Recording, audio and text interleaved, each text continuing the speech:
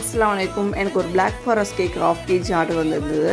மெயினாக heart of the கேக்னால் இந்த sponge தான் சொல்லுவேன். எல்லாருக்குமே வந்து நிறைய பேருக்கு வந்து இந்த சாக்லேட் மேக் பண்ணுறதுல இந்த கிராக்ஸ் விழுகும், ஹைட் வராது. அதுக்கான டிப்ஸை தான் நான் சொல்ல போகிறேன். ஃபஸ்ட் எக்கை நல்லா பீட் பண்ணிவிட்டு சில்கியாக இருக்கணும். அதுக்கப்புறம் நான் ஆயில் ஆட் பண்ணுவேன்.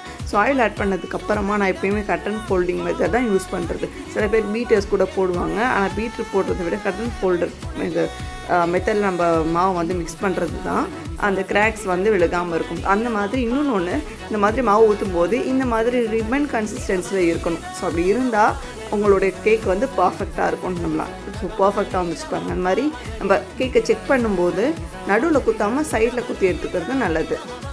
ஸோ கேக்கு நல்லா ஹைட்டாக வந்துருச்சு.